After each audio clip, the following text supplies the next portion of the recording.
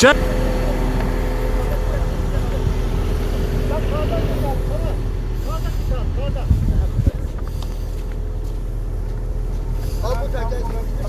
Önünde bağlama şeyi varsa zaten şey tutmuyor. Neşe? Sen kaç.